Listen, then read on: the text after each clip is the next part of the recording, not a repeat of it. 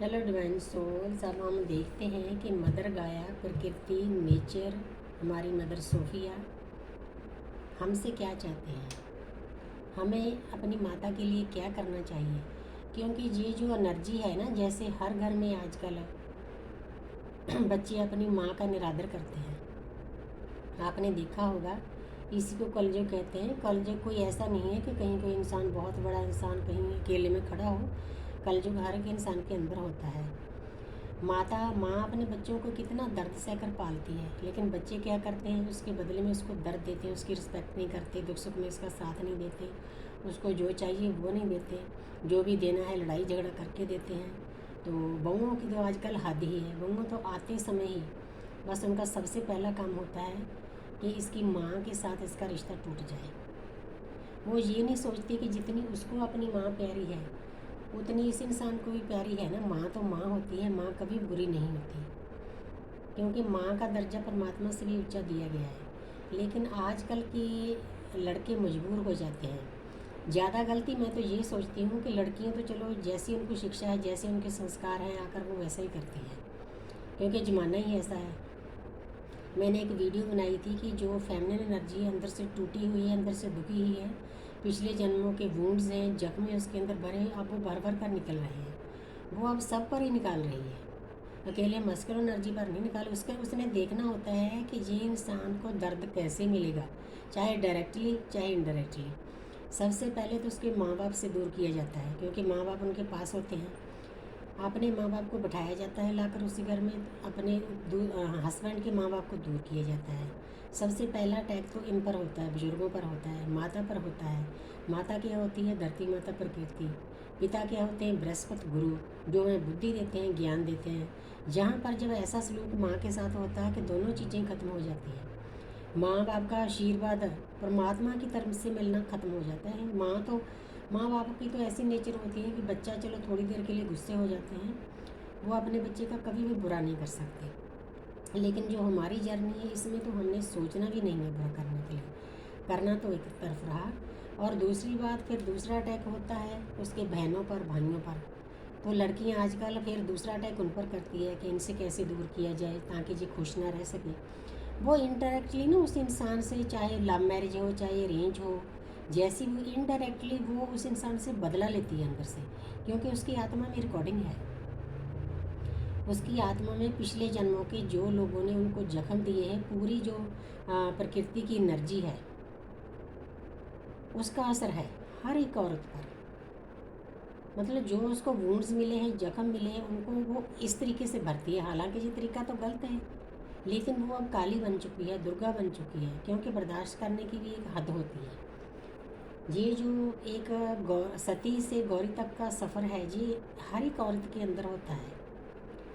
जब कोई चारा नहीं चलता, उसके अंदर, उसकी आत्मा के अंदर रिकॉर्डिंग होती है, तो वो अग्रेसिव हो जाती है। हर वक्त लड़ाइयाँ झगड़े करना, बुरा बोलना, अपने हस्बैंड की माँ को, बहन को, सभी रिश्तों को बखेर कर रख देती है। बस उसका सबसे पहला टारगेट यही होता है।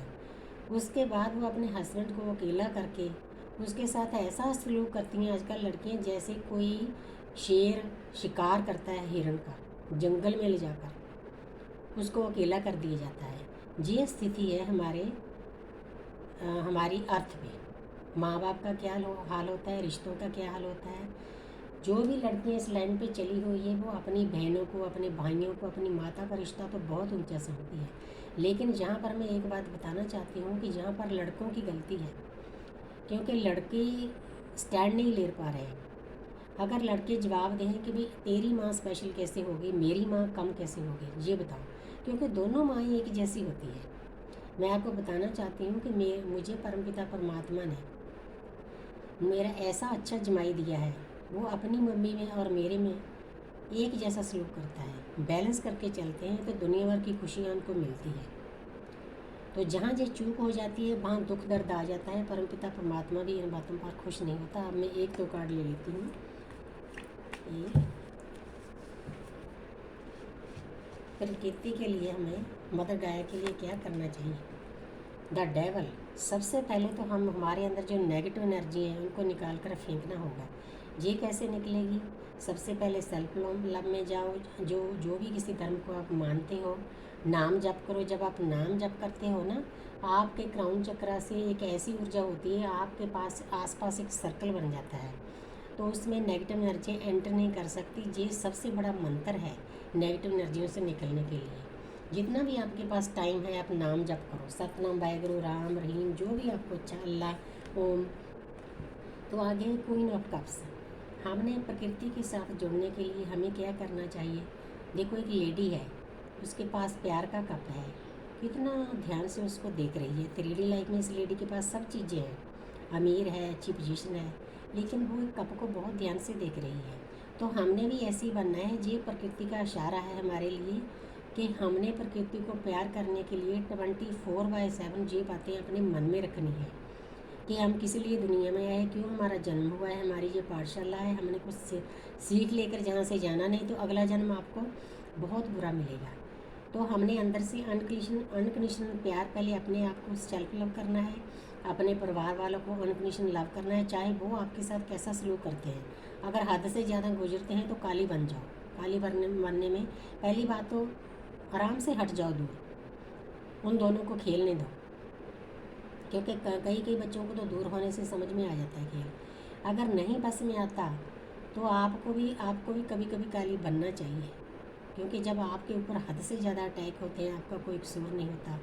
तो जहाँ पर 24/7 हमें अनकंडीशनल लव इस प्रकृति को, मदर गाया को भेजना है, तो मदर गाया बदले में भी आपको गिफ्ट देगी, शांति देगी, दुनिया भर की चीज़ें देगी।